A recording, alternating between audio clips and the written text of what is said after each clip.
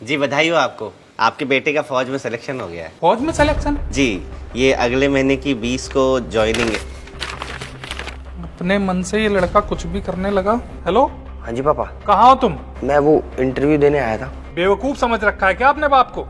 Interview देने की आड़ में चोरी चुपके तुमने आर्मी ज्वाइन कर ली और हमें बताया भी नहीं। और एक बात बता, इस दिन के लिए तुझे नाजों से पाला था मैंने कि तू बड़ा होके फौज में चला जाए। तुझे पता भी है आर्मी की नौकरी कैसी होती है, एक सेकंड का भरोसा नहीं होता, कब गोली सीने के आर पार हो जाए। मैंने कोई आर्मी ज्वाइन नहीं की, ना ही मैंने कोई फॉर्म भरा और ना ही मुझे कोई शौक है आर्मी ज्वाइन करने का। तो ये तेरे नाम से लेटर क्यों आया है? पापा मुझे लगता है किसी गलत एड्रेस पे आ गया, आप एड्रेस चेक करवाओ पहले, ठीक है? और मैं लेट हो रहा हूँ इंटरव्यू के लिए, आप बाद में फोन करना, मैं घर आके बात करता हूँ आपसे।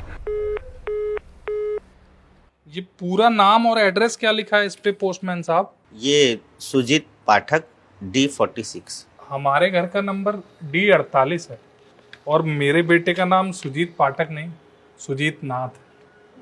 आपने तो खामखा डरा ही दिया था मुझे। एक मिनट सर, बुरा ना माने तो एक बात कहूँ। कहिए। आपको अपना देश तो सुरक्षित चाहिए, लेकिन देश की सुरक्षा के लिए आप अपने घर से किसी को भेजना नहीं चाहते। लेकिन क्या आप जानते हैं कि आपके ऐसे ही दृष्टिकोण की वजह से आज जवान पीढ़ी और बच्चों में फौजियों के प्रति वो सम्मान और वो आदर नहीं बचा। अभी आप अपने बेटे से जब बात कर रहे थे ना, तो उससे साफ पता लग रहा था कि आप ही नहीं, आपका बेटा भी फौज की नौकरी के पक्ष में नहीं है। कितना स्वार्थ छिपा है इस बात में कि आपको बेटा तो चाहिए, फौजी नहीं। ये लेटर देखकर तो आप डर ही गए, पर यकीन मानिए आप अकेले नहीं हैं। आपके जैसे बहुत सारे माँ बाप हैं जिन्हें लगता है कि फौज की नौकरी सुरक्षित नहीं है। लेकिन क्या कभी आपने थोड़ा सा समय निकालकर सोचा कि फौज में जो हमारे देश की रक्षा के लिए खड़े हैं वो भी किसी के बेटे हैं? आप जानते हैं कि आज शहरों से फौज में जाने वालों का प्रतिशत बहुत कम है, और इसके विपरीत आप गांव की तरफ चले जाइए तो आज भी वहां लड़के भाग रहे हैं,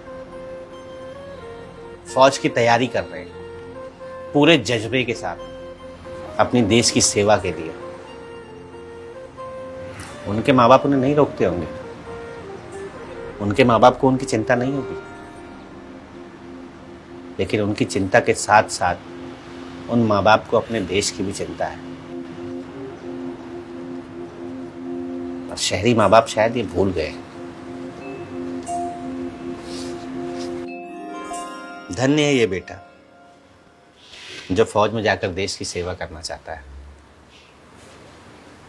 सुनिए, आपने इतना लंबा भाषण दे दिया, आप बताएंगे आपका बेटा क्या करता है?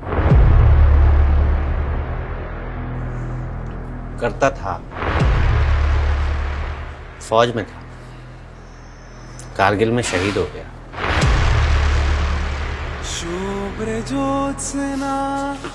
आपने सही कहा, आपका बेटा और आप इस लेटर के लायक नहीं है। ये लेटर वो सम्मान है जो खुश नसीबों को ही मिलता है।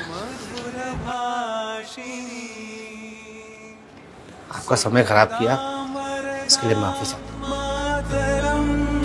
वंदे मातरम।